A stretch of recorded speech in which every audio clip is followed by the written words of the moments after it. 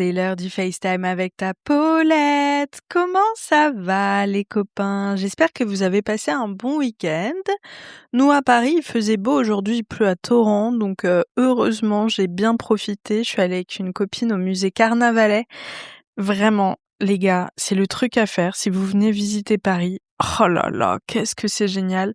C'est un musée sublime dans un sorte d'hôtel particulier dans le Marais. Il y a un jardin vraiment ultra bucolique au centre où on peut prendre un petit café et le musée qui est gratuit. En tout cas, la collection permanente qui est vraiment, vraiment très, très belle collection qui est gratuit. Et je trouve que c'est un trop bon plan dans un endroit aussi central que le Marais d'avoir ce petit espace-là. Ma pote est enceinte, donc c'était trop bien de pouvoir se poser. C'était un peu magique. Et puis après, on est allé se balader, on a fait le shopping, activité un peu moins culturelle. On s'est tapé des grosses barres chez Nature et Découverte. Honnêtement, Nature et Découverte, je pense qu'avec Decathlon, c'est l'un de mes magasins préférés. Et bah, vous vous en doutez, on est resté 15 minutes au rayon massage, on a pris notre petite tisane, enfin vraiment, on a trop kiffé.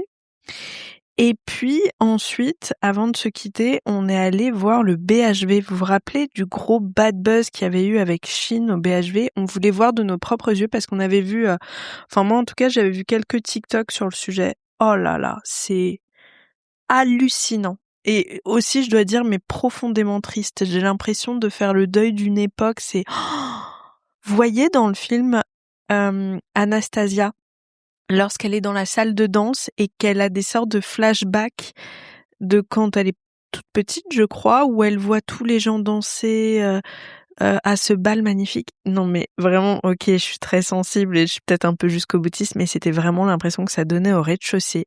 J'avais des flashs de moi vers l'année 2012-2014. J'avais l'une de mes meilleures potes, Chloé, qui habitait dans le Marais. Et on allait souvent là-bas, évidemment, zéro thune, donc on n'achetait pas, mais c'était un endroit où on allait vraiment régulièrement. Et là, tout était vide. Alors quand on arrive, on a l'impression, en tout cas par l'une des entrées, on a l'impression que rien n'a changé parce qu'il y a plein de magasins de vêtements au rez-de-chaussée. Et puis on monte d'un étage et là on comprend. Il doit y rester honnêtement peut-être 30% de chaque étage qui est utilisé. Et le reste, que je trouve dingue, c'est qu'ils ont pas mis des bâches pour un peu fermer l'espace et se rendre moins compte du vide. Non, tout est à l'air libre, entre guillemets, tout est ouvert et disponible au public et donc on se retrouve dans des salles totalement vides. C'est dingue, avec une musique en fond, donc vraiment ça donne un côté un peu film dystopique qui met un peu mal à l'aise. Alors ça fait marrer parce qu'il y a 2-3 petits écriteaux avec marqué «Le BHV se rénove» en ce moment. Oui, tu parles. Enfin, je crois que plus personne n'y croit à ce stade-là.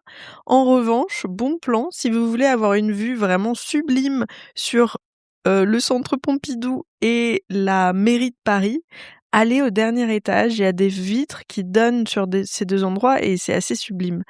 Mais waouh! Et donc au rez-de-chaussée, quand je vous dis que ça ressemble vraiment au film Anastasia, c'est qu'il y a un endroit où là, en revanche, tout est vide. C'est côté des portes de la mairie et on voit juste le magasin, les mariages frères qui restent en mode le petit village qui résiste encore et toujours à l'envahisseur.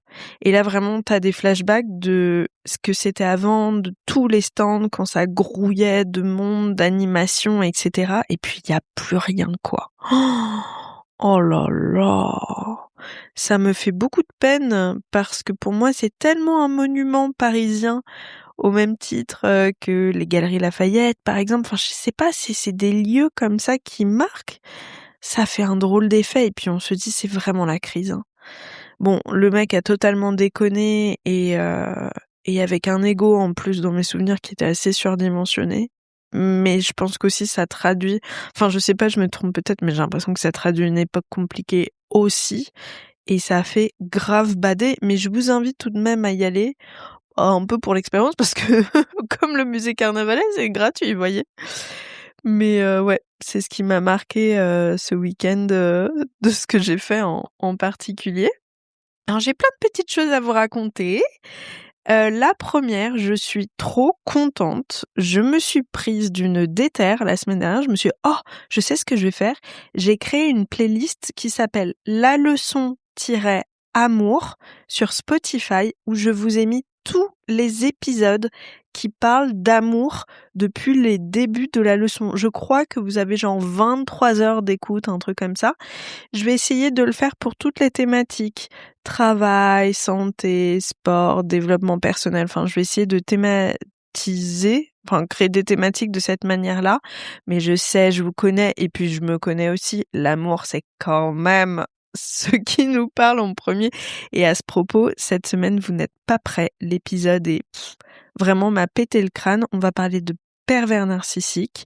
Hommes et femmes, vraiment, on parle voilà, du profil. On n'est pas du tout en train de cracher sur les hommes, pas du tout. Juste de ce profil-là, pardon, d'individu. Et si tout se passe bien, la semaine suivante, j'enregistre un épisode qui va être passionnant avec une nana que j'ai followée sur TikTok parce que je la trouve tellement intéressante, un recul hyper intelligent, et puis je me sens concernée aussi. Une nana qui est divorcée avec des enfants à l'âge de 23 ans parce que venant d'un milieu extrêmement catholique qui prônait, voyez, pas de sexe avant le mariage, on ne divorce pas, etc., etc. Et la pauvre bichette, elle s'est retrouvée dans une situation très compliquée où elle avait l'impression qu'elle n'avait pas d'autre choix que de se marier, que de rester. Et c'est vraiment elle vs le poids des attentes de sa famille et de sa culture familiale, de son milieu familial. Et je pense que ça peut vraiment être un sujet intéressant parce que il y a pas que le fait d'être catho, hein, il y a plein de milieux où vraiment le poids des attentes est très lourd. Et je pense que ça va être vraiment intéressant comme épisode. J'ai trop hâte de l'enregistrer. Donc ça, c'est le deuxième truc. N'hésitez pas à aller sur Spotify, taper La leçon-du-6 amour et vous verrez, il y a toute une playlist. Vous me ferez vos petits retours. Donc ça, c'est le truc chouette. Quoi d'autre? Mon anniversaire arrive le 8 mai prochain. Ça, je suis aussi contente. Non, c'est un mensonge. Mais je me suis dit, bon, quitte à ce que ce soit pas très confortable comme période, voici ce que je vais faire. Je vais faire une grosse stuff. Donc, fin mai prochain, je vais faire une grosse stuff avec mes amis et des anciens invités de la leçon que j'aime beaucoup. A priori, si tout se passe bien, chez Cozy, rue des Martyrs, un café que j'adore. C'est vraiment devenu mes copains. Donc ce sera vraiment très sympa si ça se fait là-bas. Et je me dis, ok, on va remettre de la joie, un bon souvenir. Vous voyez, que je m'en rappelle en disant, oh, je badais, mais en fait, c'était génial. Donc voilà, j'ai envie de retourner à la vapeur un peu, et puis on ira très certainement, si tout va bien, au Bus Palladium ensuite, qui va réouvrir. Je suis trop contente. Donc ça, c'est l'autre petit potin. Quoi d'autre? J'ai noté plein d'idées pour des FaceTime un peu plus longs. Vous me direz, ah, oh, si, un truc trop intéressant. Je crois que c'était sur Insta, sous un réel, il y avait un commentaire d'une thérapeute que j'ai pris en screenshot parce que j'ai trouvé ça hyper intéressant. La nana racontait dans ce réel-là, qu'est-ce qu'elle racontait en particulier ? Elle racontait en gros qu'elle avait reprogrammé son cerveau à réellement prendre soin de lui, et son cerveau et son corps, pardon. Parce qu'elle disait, ok, c'est cool, on vous dit aimez-vous un peu plus, ok, mais comment du coup ? Et elle s'entraînait, mais vraiment en conscience, depuis environ un mois, à se dire, mes activités de la journée, je vais les faire comme si j'étais quelqu'un que j'aime profondément. Vous voyez, par exemple, mon enfant, c'est la personne que j'aime le plus au monde. J'ai pas envie qu'il mange de la merde parce que blabla. Bah, je le fais pas pour moi. Voilà, c'est ce qu'elle racontait dans son petit réel. Et il y a une thérapeute, alors c'est en anglais, donc je vais essayer de traduire et je vais faire de mon mieux, hein. Personne ne juge par ici, je vous connais. Mais une thérapeute qui a donné un petit conseil que j'ai adoré.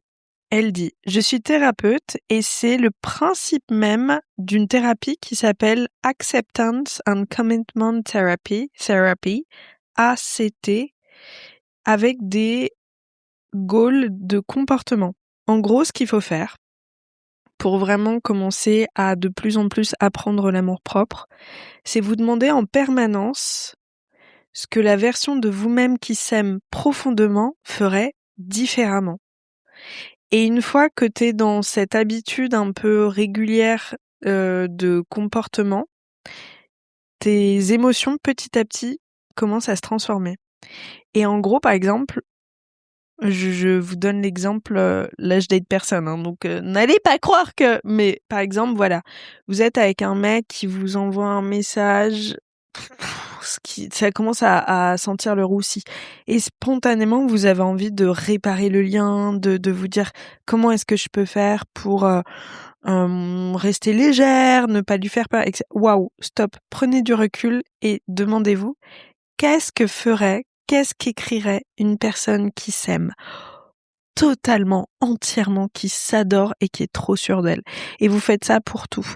Au travail, en faisant du sport, par exemple, je sais pas, un soir où vous êtes hyper fatigué, vous avez mal partout, mais vous culpabilisez de pas aller faire votre sport et que vous continuez à y aller, bah là, qu'est-ce que la personne qui s'aime profondément ferait? Elle dirait, mais t'inquiète pas, tout doux, ce soir, on prend soin de soi, tranquille, etc. J'ai trouvé que c'était super intéressant. Donc, je me suis dit qu'en mai, j'allais essayer de faire cette petite thérapie comportementale et puis je vous dirai ce qu'il en est. Aussi, oh my god, je me suis réservée, je sais pas si je vous en ai parlé, j'ai la trouille de ouf, mais j'ai réservé une session de breathwork fin mai. Alors le breathwork, pour ceux qui ne connaissent pas, c'est une méthode, la session dure environ, là ça va durer 3 heures parce qu'il y a du Reiki aussi, mais la session dure environ 2 heures. Et il y a une musique avec pas mal de tambours, etc. qui est rythmée. Et le prof de breathwork vous amène à travers des respirations qui sont de plus en plus intenses à ultra oxygéner votre cerveau et à vous amener dans un état de conscience modifié. Vous savez, quand vous avez la tête qui tourne parce que vous avez hyperventilé, bah là, on va vraiment, vraiment au-delà. Et ça permet parfois d'avoir des visions, mais surtout de libérer des émotions que vous n'arriveriez pas à libérer parce que, bah, en tant qu'être humain, vous êtes dans le contrôle et moi, je sais, que je le suis particulièrement. Et donc voilà, donc ça vous permet de vraiment libérer des choses. Et moi, j'ai fait une séance de communication animale avec l'amie que je me suis faite dans mon cours. Je trouvais que c'était intéressant. Et elle ne m'a parlé, c'était hallucinant, elle ne m'a parlé que du trauma sexuel que j'ai eu avec mon ex. Et je vous invite à écouter l'épisode que j'avais fait à l'époque sur le vaginisme avec Bérangère Krief. On en parle, c'est hyper intéressant. Je vous en ferai un épisode quand j'aurai un amoureux stable et que je me sentirai assez en sécurité. Mais si ça peut vous rassurer, les derniers mecs que j'ai datés, je n'ai pas eu mal. J'ai eu peut-être 1% de un peu de sensibilité VS avant où c'était extrêmement douloureux. Donc c'est super, c'est très positif, mais mon chien n'a parlé que du fait que mon corps n'avait toujours pas oublié qu'il y avait quand même encore une partie de mon corps qui était traumatisée par ce qui s'est passé. Et qu'il fallait libérer ça. Et le breathwork, c'est vraiment une libération physique parce que moi, mon mental va beaucoup mieux. Là, c'est vraiment que physique, quoi. Donc, j'ai pas hâte, je suis terrifiée. Moi, ça me fout le hic de malade les trucs en groupe. Je suis celle qui n'a pas envie de pleurer, j'ai pas envie de ça devant tout le monde, vous voyez. Sauf que là, j'en ai ma claque d'être victime de ce truc-là et de porter en moi encore les violences que j'ai subies. Et donc, je vais y aller en disant, voilà, tu sais quoi, Pauline, tu vas tout donner. Oh là, il y a quelqu'un qui sonne, un instant.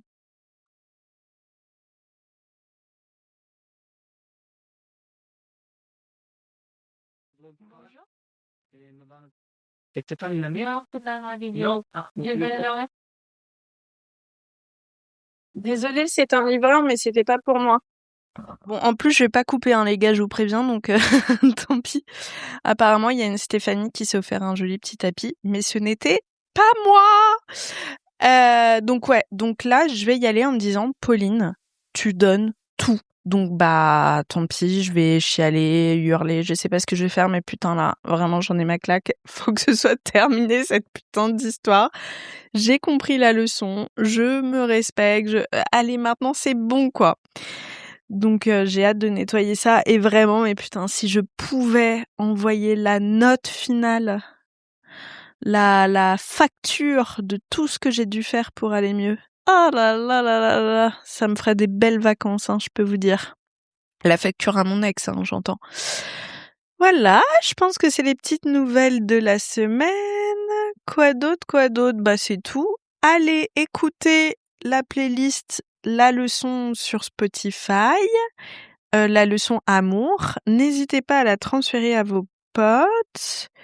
N'hésitez pas, si c'est pas encore fait, à vous abonner à la leçon. Vous pouvez pas savoir comme vous m'aidez à chaque fois que vous vous abonnez. C'est genre le plus grand truc que vous puissiez faire, ça et transférer mes épisodes à vos copains, copines. Quand vous m'envoyez un message sur Insta en disant que vous recommandez la leçon, ça me fait mais tellement plaisir.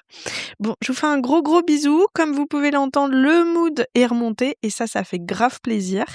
Et puis voilà, je vous fais un gros bisou, je vous souhaite une bonne semaine et puis on se dit à la semaine prochaine.